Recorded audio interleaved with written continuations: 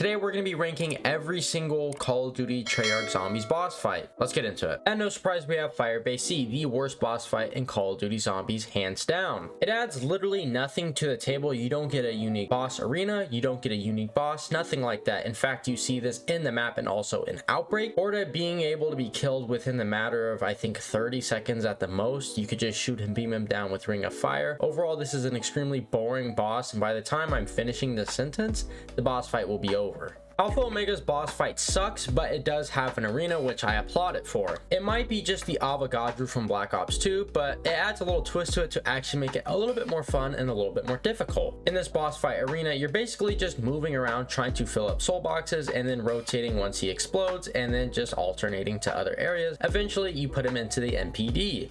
If you don't have your perks, this is going to be a severe challenge, so you have to watch out for that as well. But realistically, if you have a shield and maybe a tier 2 katana, you should be perfectly fine. One thing I dislike about this boss fight the most is the atmosphere. Everything looks about the same, and the only problem you really have in this is how tight corridored it is. Relatively, the boss isn't hard, nor the zombies, but you're just in a tight area where it's really hard to actually move. Plus, everything about this boss is just copy and paste, so that's what kind of knocks it some points as well. Overall, it's just not a good boss fight. Zetspo is not a bad boss fight, but let's be real here, it's kind of boring. This boss fight is extremely fatiguing. You do the same 3 things over and over. You run around in a little arena, shoot the boss, and avoid zombies. You could argue that some of the others on this list definitely do the same thing, but they do it in a better pattern, a better environment, and are a little bit more difficult or a little bit more entertaining. Unfortunately, Zetspo no Shima is just a very boring boss. It doesn't provide much, and it kind of copies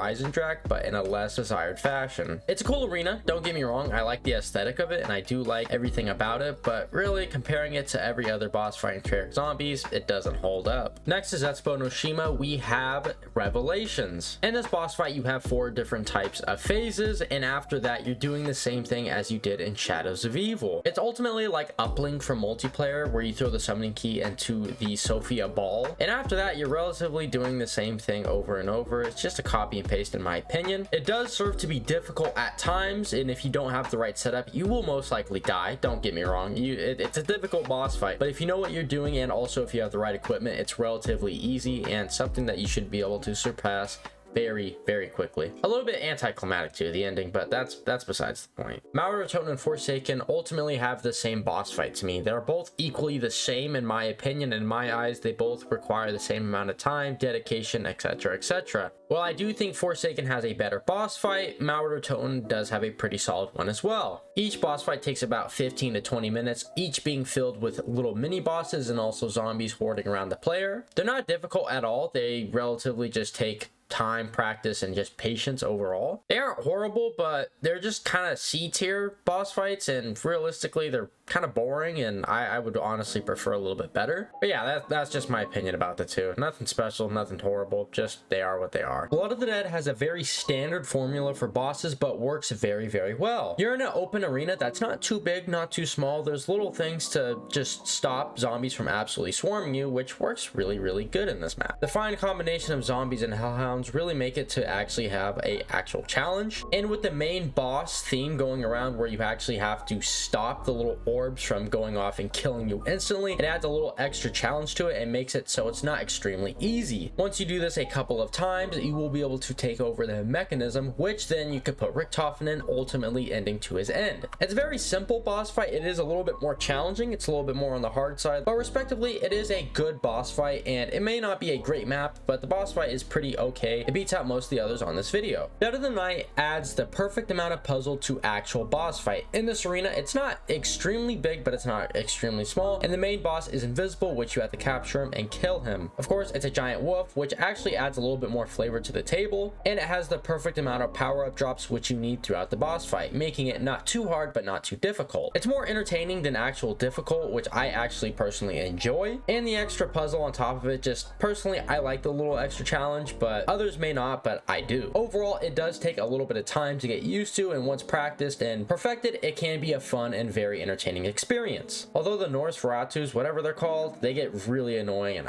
I don't like them. One thing to add also, if you're not set up completely, like you can have a couple things mixed out, but if you're not, you can get swarmed very easily, especially if you don't have the right perks. But overall, this is a really good boss fight. Voyage of Despair is a great boss fight, but if you don't have homunculus, you are absolutely screwed. This is a test of patience. Are you good enough to go against the boss fight for a significant amount of time? Can you handle the very small, tight corridors in the Titanic? It all comes down to the player and their playstyle. You have to be extremely careful when you are playing this map and its boss fight. The Easter egg sucks, but the boss fight is well worth it. It is one of the most fun boss fights we've ever had in Call of Duty Zombies, and it keeps the player constantly on their toes. If you don't know what you're doing in this boss fight, you are going to die, but if you do and you've perfected it, you still have a challenge. Overall, it's a great boss fight. I like how everything rotates around the map and actually lets you play in the ship and actually go around and not stay in one boss fight, and I think that was unique and I applaud Treyarch for that. This boss fight is extremely different, and personally I really like it, but just not the map. Number 3 on this list is going to be the 9 boss fight. This is one of the most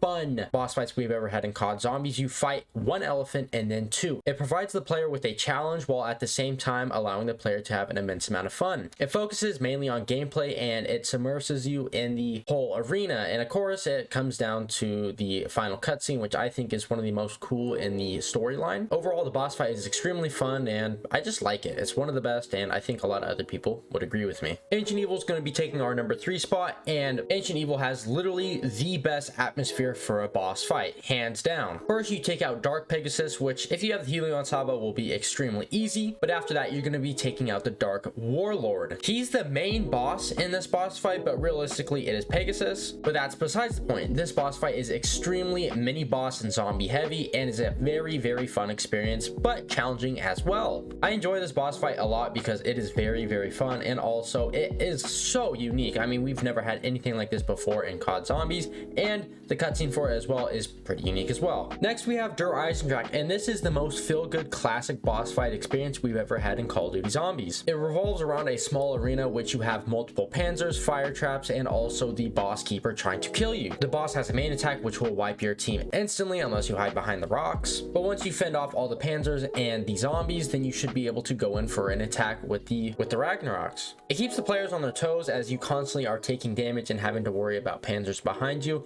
Overall, the gameplay on this is extremely fun and is very focusing on the atmosphere. Extremely hard to see in this arena, as well as the zombies are actually skeletons and you're surrounded by the dark. Overall, this has to be a top tier boss fight just because of how classic and amazing it is. The best boss fight of Treyarch Zombies is of course Gorod Krovi. This blends challenge and fun together in a sense where you actually are keeping on your toes and relatively having fun at the same time. It's very simple. You just take out the dragon in the first 3 strikes, of course shooting him in his left wing, his right wing, and also his head, which will burst him and kill him. After this, you were able to go after Nikolai, taking out his 5 sensors. Once destroyed, you can completely wipe him as well. It's very simple, it's very big, but it's also very difficult. But I think that is going to about wrap it up. If you did enjoy, make sure you leave a like and subscribe, all the cool nonsense, and tell me if my list is correct or wrong. But if you made it far, you deserve a cookie and I love you. But in that, gamers, I will see you guys next one. Hope you have a wonderful day.